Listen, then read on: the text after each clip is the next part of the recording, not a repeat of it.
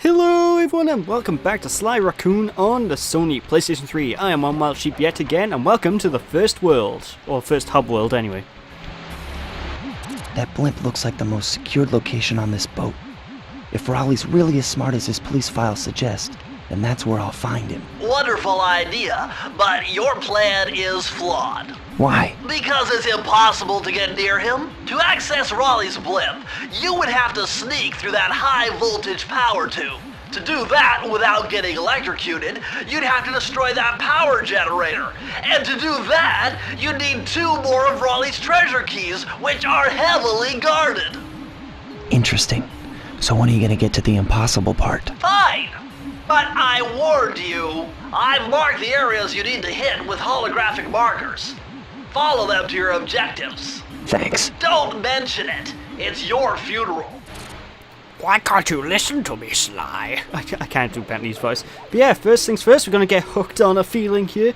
Da da da da. And get all moving. So yeah, here's our first of many Lucky Charms.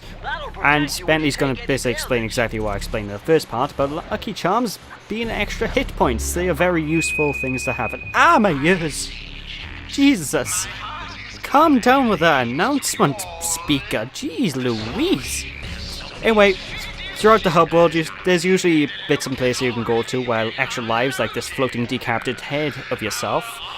And Lucky Charms, they're going to be, basically they can respawn in these hub worlds, so every time you do a mission, you can look up, get an extra life again. Jackpot, Sly! Look at all this stuff! Must be worth millions! And you know what that means, tighter security. You're gonna have to be extra sneaky to get the treasure key here.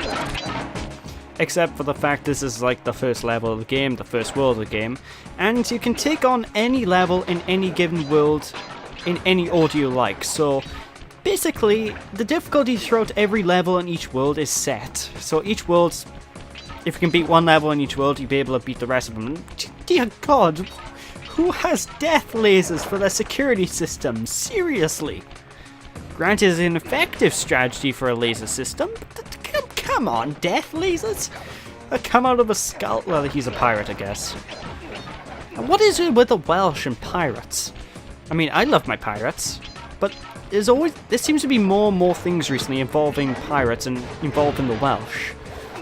Are we just known for piracy or something in this country? Probably. I mean, people might... Basically, the part of the... Where I live is basically known for thievery and such, and it's quite a nightmare, actually, but... It can't be that bad on you, huh? I mean, hell...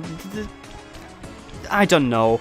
Either way, one thing I want to make note of is actually the music in this game. The music, it's kind of forgettable, but it really gets you in the mood. It's really good. It's really well composed. It's a shame that I can't never remember any of the tracks in this. It's quite a nightmare.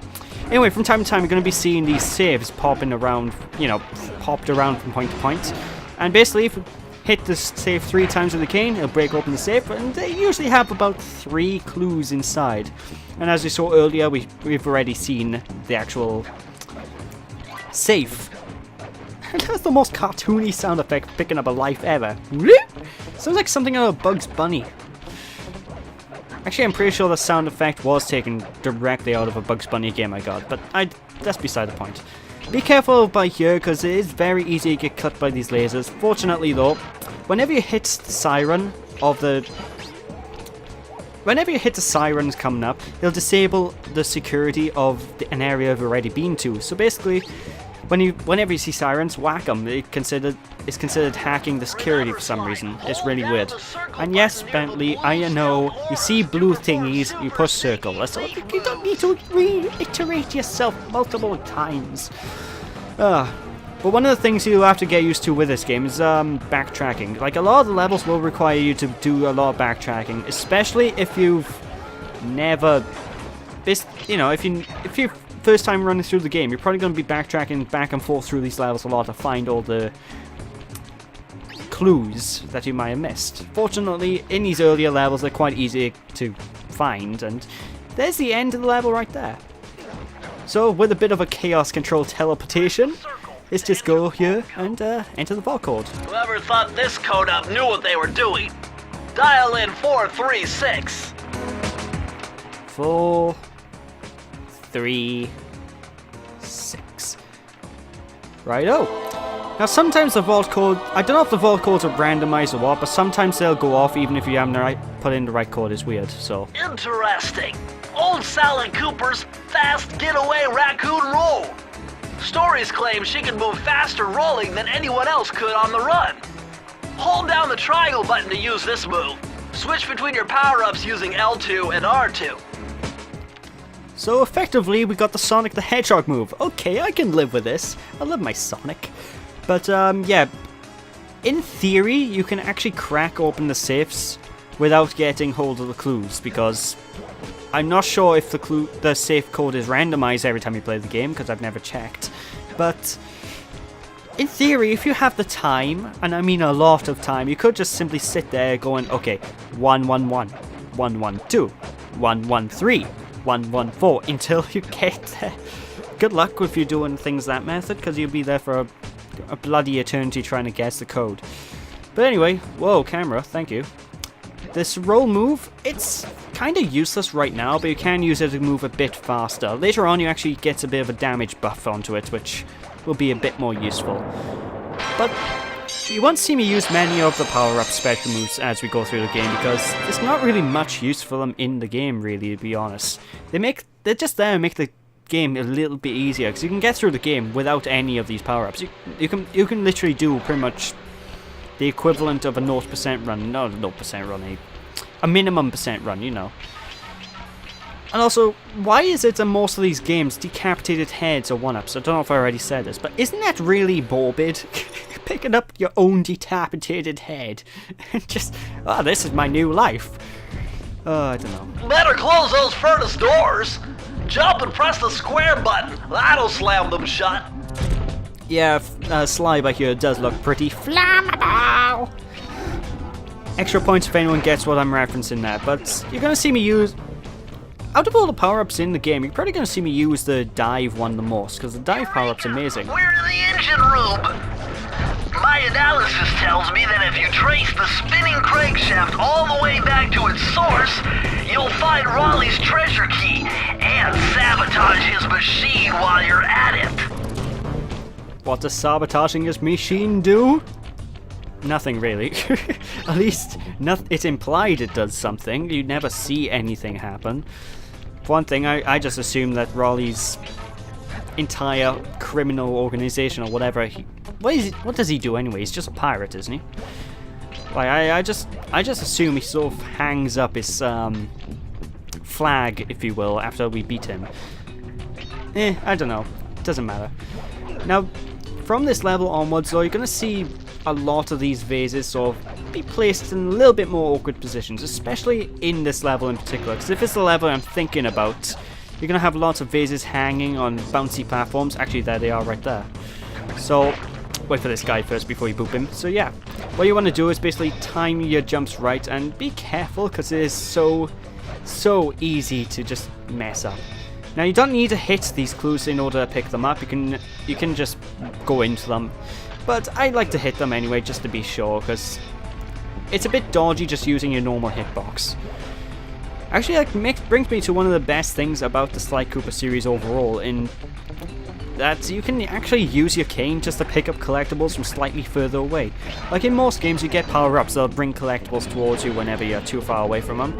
In this game, nope, you just whack them, and it works. I like it. It gives me a reason as well to flail around like a madman, going, "Get out of my way! Sly Cooper coming through!" Don't understand why I went with that accent in particular, but you know, it works. It works. Now, these flamethrower enemies, though, I'm really thankful they're not like the flamethrower guys in Crash Bandicoot 2, because the flamethrower guys in Crash Bandicoot 2 are very dodgy with a hitbox, in which the fire will hurt you even if you don't touch it. But these guys, it's very clear if you're touching the fire or not, so it kind of works. Anyway, bringing me back to the graphics of the game that I mentioned before. I like the graphics, the art style, because the art style is really unique, very cartoony, and it's aged fairly well. The only thing about it is kind of off-putting is, well, obviously the blurry textures. It's an early PS2 game, like way early. And the character models are quite possibly the most blockiest things you'll ever see on the system. Well, I'd say on the system. I'm on about PS3 system now, purely because I'm playing this on the PS3 version, but that's beside the point. Anyway, just be careful when hitting all these clues. It's very easy to miss these clues, which means you're going to have to re-exit and re-enter the level again. And needless to say, that's no good. Get my little Sonic on. But these early game enemies, they're really easy to take care of. And get over the fan. There we go. Strange how some of these fans I sort of get stuck on and others I just sort of walk on just fine. It's quite weird. Anyway, bye-bye. This sucks to be him. And like I said, every time you see a siren, it basically counts as hacking the security so you don't have security to go through. You'd think Bentley would be able to hack the security himself, because he's the computer genius of the group, but I don't know. Honestly, Bentley and Murray are only in this game for very tiny parts.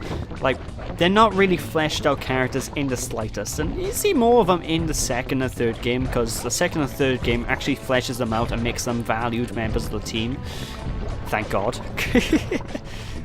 Although, to be fair, Murray does a lot more than Bentley does in this game. How so? Well, you'll see later on. Basically, Murray's our side mission sort of character. Whenever we play as Murray, we're usually doing a sort of mission that's slightly different from these sort of standard everyday platforming levels. Like driving cars or shooting. That's right, there's shooting in this game, folks. Of course, Sly also has those levels as well, so I don't know. None of the characters really do anything. Anyway, to get past this area by here, grab onto this fancy-dancy hook. Like I said, you gotta be hooked on a feeling if you want to play this game. I love that song. And, yeah, just basically grab onto the whole hooks. Whenever you see a hook, it's basically a cue to hit it and grab it. And, I hate falling. But fortunately, it's easy enough to get through the stage. And we're not done quite yet with this room, because we've still got a few more things left to kill. Like this guy, and his chest by here. And with that, that's all the safes. Not all the saves, that's all the clues. And fortunately, the safe is right by there. Usually, the safe will be pretty close to where the last queue is, but it's not always the case. Like later levels. I can't believe I pieced this one together. Try 227. Okay, but like in later levels, you're gonna be trying to think. You're gonna have the safe at the very beginning of the level, which means you have to exit the level and re-enter the level just to get the safe, which is quite annoying. These are the blueprints of Raleigh's entire operation. I wonder... Yes! I can wire this info directly into your binocucom. It'll show you the position of nearby clues and breakable objects. So basically, whenever we use the L1 or R1 button to use our binoculars, which is actually never brought up in the game on how to do it, that's quite weird. Basically, you can see breakable objects, red things or orangey things will be breakable, and green things are collectibles. Now, this only applies to this world. Whenever you get power-ups like this, they are very temporary in the world that you're in. The only permanent ones are things that are from the Thievius Raccoonus, so there you go. Anyway, time to get this and break this key. And now we have the third key, which means technically we can actually move on to the second area of this world. Are we going to? No, because there's more levels in this first area of the world. You don't need to beat every level, I don't think, to get through this game, which I think is quite interesting. Anyway. Alright, Cthulhu, you're out of here. Cthulhu. That's basically it for this part now, actually, now I think about it. Let's just grab myself a... Well, I can't grab myself a Lucky Charm, but there's where the Lucky Charm will spawn if you don't have two already. Hey Sly, you can adjust the game camera using the right analog stick. And to bring the camera behind you, click it. You know, just like all the other games, I'll let you do that. My Bentley voice really needs work. But anyway, with that, folks, that's the end of this part, so thank you all for watching. Hope you all enjoyed. Don't be sheepish, people, and I'll catch you next time in a cunning disguise. Thanks for watching, see yous after. Bye!